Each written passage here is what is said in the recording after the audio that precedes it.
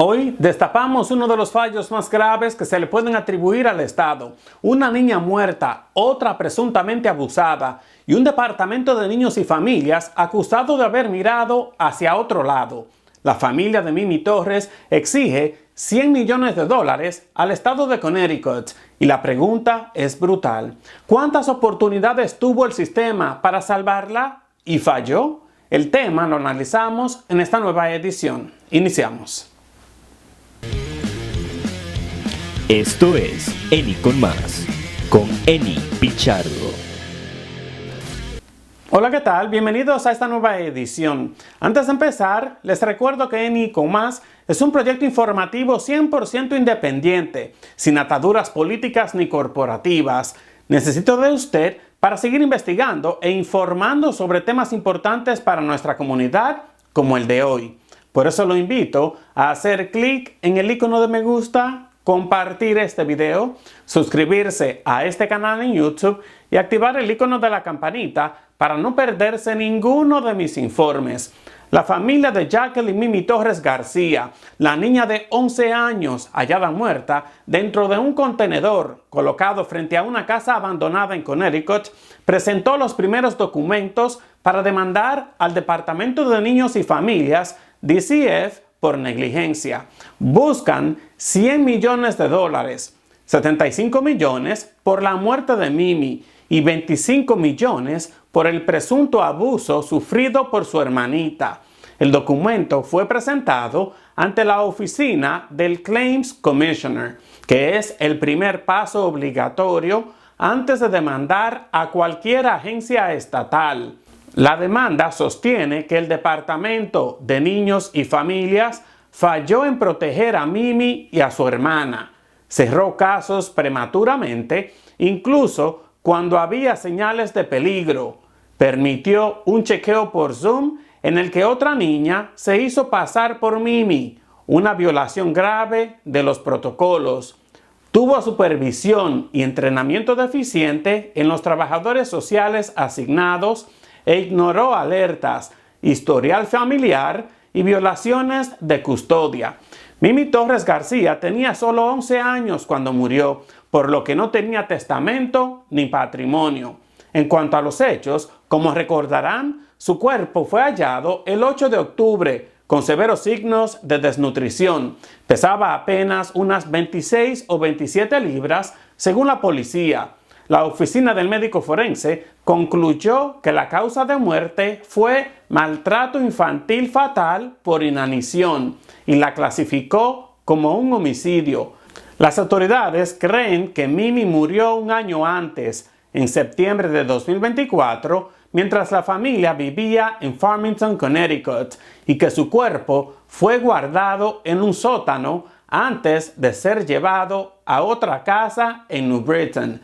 Su madre, Carla García, su tía, Jacqueline García, y el exnovio de su madre, Jonathan Nanita, están acusados penalmente por su muerte y el abuso prolongado.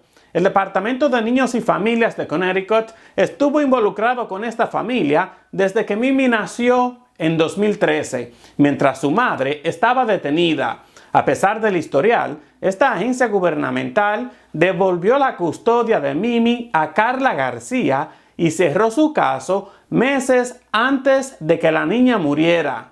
En 2025, un chequeo virtual engañó a DCF cuando otra niña fingió ser Mimi. En cuanto a la situación legal actual, el caso pasa ahora al Claims Commissioner, quien decidirá si la demanda puede avanzar. La Corte de Sucesiones determinó que Mimi residía en New Britain, por lo que un juez de esa jurisdicción supervisará el caso. La madre de Mimi, que está en la cárcel a la espera de un juicio por asesinato, debe ser notificada antes de que puedan hacer mucho más.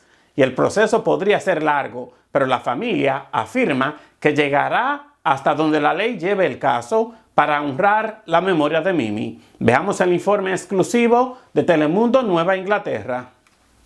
Mimi Torres García tenía solo 11 años cuando murió, por lo que no tenía testamento ni patrimonio.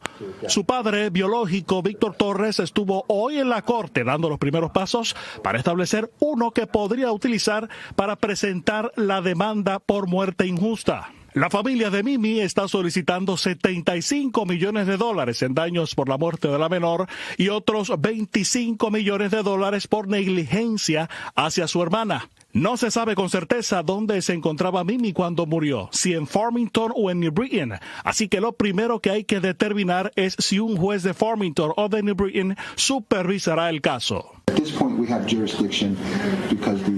En este momento tenemos jurisdicción, porque el cuerpo, lamento decirlo de esta manera, pero el cuerpo fue encontrado aquí en New Britain y por esa razón el tribunal tendrá jurisdicción ahora. El juez también nombró una albacea temporal para la sucesión de Mimi. Los abogados dicen que el Departamento de Servicios para Niños y Familias no realizó las revisiones de seguridad y bienestar adecuadas a Mimi y que cerraron el caso de Mimi y su familia prematuramente.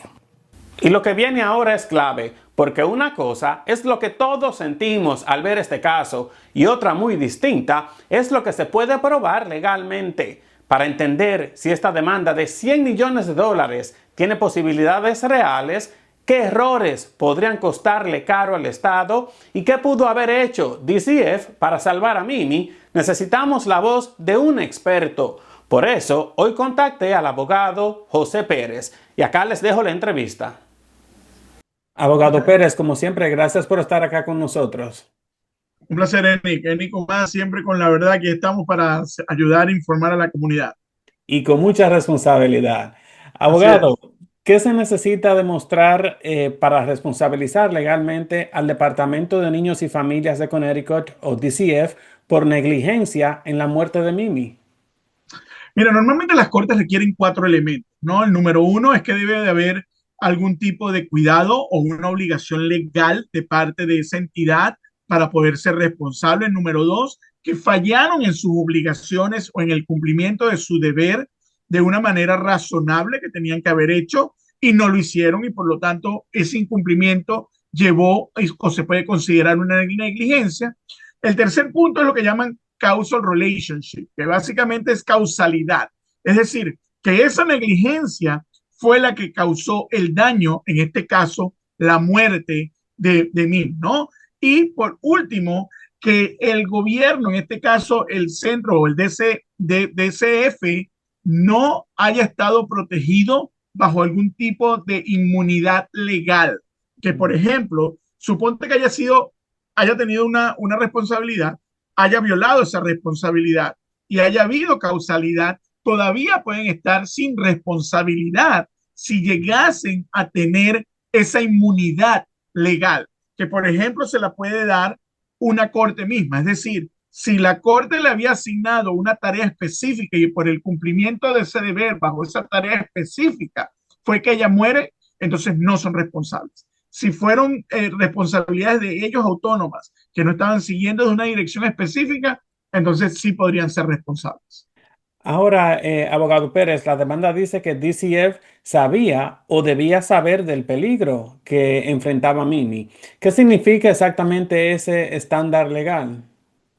Bueno, debía o debió haber sabido, indudablemente es un estándar bien común, es razonable, es básicamente si tú como una persona pensante debiste haber sabido que algo estaba mal, entonces el estándar se cumple. ¿Qué quiere decir esto? Normalmente usan el reasonable person standard, que si una persona razonable piensa, si había este hecho y este otro hecho, y eso le daba luces a esa entidad de saber de que podía haber algún problema, entonces ellos debieron, así hayan ignorado el hecho de esa responsabilidad, ellos debieron haber sabido que no debían haber pasado la custodia a la madre. ¿Y cuán difícil es probar que una agencia estatal falló en su deber de proteger a un menor? Es muy difícil, en realidad, para ser honesto contigo, pero sí se puede probar. Indudablemente hay que ver los expedientes y los hechos específicos de cuáles eran esas denuncias que el padre venía haciendo, cuáles eran esas notificaciones que habían en las diferentes partes del sistema. de que había un abuso, de que había no solamente una negligencia de parte de la madre, sino también había una cuestión alimentaria que parece que no comía, que estaba básicamente pasando hambre, etcétera, etcétera. Entonces hay que ver los diferentes tipos de las cosas que podrían haberle dado esa razón al gobierno de que ellos debieron haber sabido que debían haber actuado diferente. Ahora, abogado Pérez, son diferentes los puntos que han causado mucha controversia en este caso. Uno de ellos fue el hecho de que DCF haya aceptado hacer un chequeo por Zoom y en este chequeo otra niña se hizo pasar por Mimi. ¿Es esto una violación grave del protocolo? Mira, sí, indudablemente es una violación del protocolo, a pesar de que Zoom se ha convertido en algo muy común. Y bueno, de hecho, esta entrevista la estamos haciendo por Zoom. Entonces, básicamente, es algo muy común que se desarrolló muchísimo más después de COVID y es una práctica aceptada incluso ahora en las partes médicas, en cuestiones de tratamiento neurológico, en tratamientos de ortopeda, en tratamientos de psicología. Entonces se acepta en todos lados. Sin embargo, donde creo yo que puede haber fallado el protocolo es en el hecho de que no tomaron las medidas necesarias para confirmar la identidad de la persona. Normalmente hay que confirmarlo con una foto, con una identidad, con la cédula, como lo llamamos en Venezuela, o aquí podría ser el Real ID, ¿entiendes? Entonces, o el mismo pasaporte y comparar, por supuesto, ese tipo de patrones para poder determinar de que sí era ella. Y este caso de que ella estaba recibiendo educación en el hogar y la custodia que tenía la madre, este caso fue cerrado meses antes del presunto homicidio. ¿Podría esto quizás constituir negligencia estatal? El hecho de cerrar el caso no es necesariamente negligencia. En caso de cerrar el caso sabiendo de que habían flags o problemas, eso sí podría ser negligencia. El hecho simplemente de cerrarlo antes de la muerte indudablemente no dice nada ni no nos informa de qué era lo que sabía o no sabía el departamento, por supuesto, en este caso el DCF, pero indudablemente hay que ver es qué era esa información que tenían, cuál era el acceso a esa información que tenían y por qué razón lo cerraron, porque indudablemente los casos se cierran todo el tiempo, pero hay que ver si no existían elementos necesarios para mantenerlo abierto. Y tengo entendido, abogado Pérez, que el caso está ahora en el Claims Commissioner. ¿Qué evalúa exactamente esta agencia o este organismo y qué tan probable es que se autorice una demanda completa? Bueno, mira, el Claims Commissioner básicamente es un departamento que existe para poder analizar lo que viene siendo cualquier tipo de reclamos que se hacen en contra del Estado o en contra de las diferentes entidades municipales o entidades del gobierno.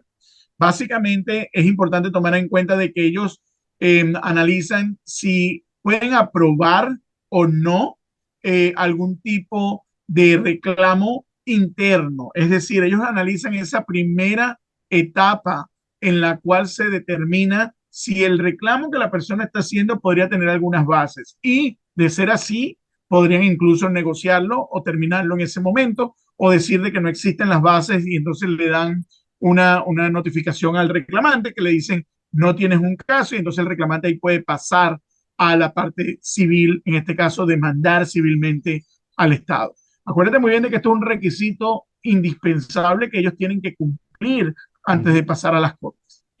Y las fallas de supervisión, entrenamiento y seguimiento, ¿son estos argumentos sólidos ante el Claim Commissioner? Mira, yo creo que indudablemente es parte de los alegatos que se hacen en este tipo de situaciones, sobre todo una persona o un caseworker o un trabajador social de que no haya confirmado ni siquiera la identidad de la persona que estaba presentándose en un Zoom. Quizás eso es parte de una irresponsabilidad en el entrenamiento que hay o irresponsabilidad independiente del trabajador. Pero en este tipo de situaciones hay que analizar y revisar los manuales de entrenamiento, indudablemente las diferentes cosas que se han hecho para llevar a que estas personas que están normalmente trabajando día a día con estos menores estén tomando decisiones correctas. El hecho de que Mimi pesara solamente 27 libras cuando ella murió, ¿es esto quizás una presunción de negligencia estatal? No necesariamente porque el Estado no tiene que mantener algún tipo de estándar de cuánto debe pesar una persona, ¿no? Hay personas que, por ejemplo, sufren de anorexia y tienen indudablemente un poco peso, pero si habían rasgos o señales de que ella había estado perdiendo peso recientemente o de que había estado perdiendo peso de que comenzó la investigación, eso sí debió haberle dado ciertas luces al trabajador para poder ver de que quizás eso era uno de los motivos de negligencia. Ahora, abogado, ¿qué tal el caso criminal y la evidencia forense? Las pruebas de ADN, la autopsia, el estado físico de Mimi, como lo acabamos de hablar. ¿Fortalece todo esto la demanda contra el DCF? Yo creo que sí, indudablemente todo lo va a fortalecer porque cuando tú te pones a ver en contexto una persona que estaba pasando hambre, que estaba básicamente en starvation, entonces eso es un elemento clave para decir, bueno, quizás cometieron un error. El ADN para poder demostrar de que efectivamente era la víctima en este caso que estaba relacionada con el caso que no fue identificado en el momento que la persona tuvo el Zoom, podría también utilizarse en ese momento. El haber cerrado el caso después de haber tenido una llamada de Zoom, en lugar de haber visto a la persona en persona o en el CDF o directamente en la casa, quizás ese es otro elemento.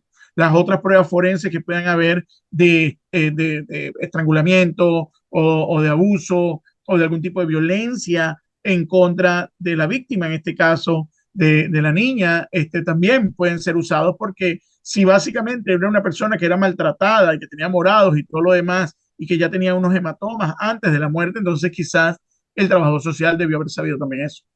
Pero, abogado, entonces, ¿qué falló en el sistema para devolver la custodia legal a una madre con historial problemático? ¿Piensa usted Mira, que para, cuando... Ajá. adelante, ¿Piensa disculpa. usted que cuando el padre denunció abuso y pidió la custodia de la niña, tenía DCF la obligación de actuar con más rigor?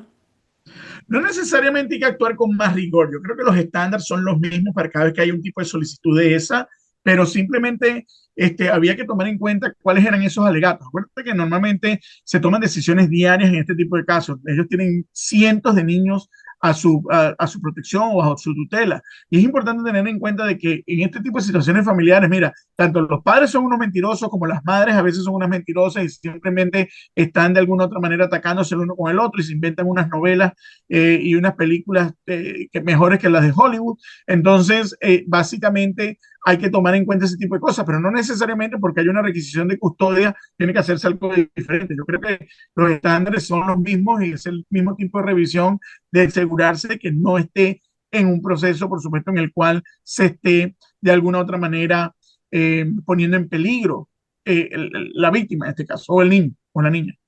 Y si hubo fallas en el sistema, ¿algún trabajador social podría enfrentar sanciones o consecuencias legales directas o sería toda la agencia?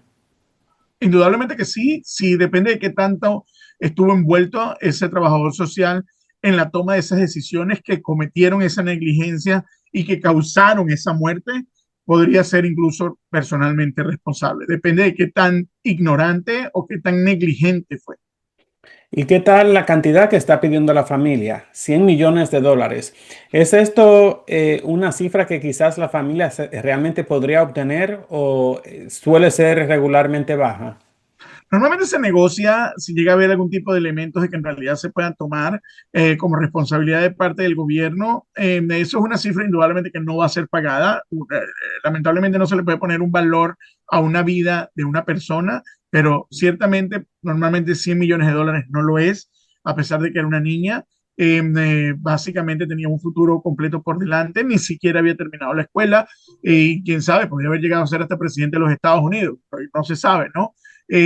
O podría haber sido una Bill Gates. Pero indudablemente todo eso es especulativo y por lo tanto esos valores normalmente se bajan.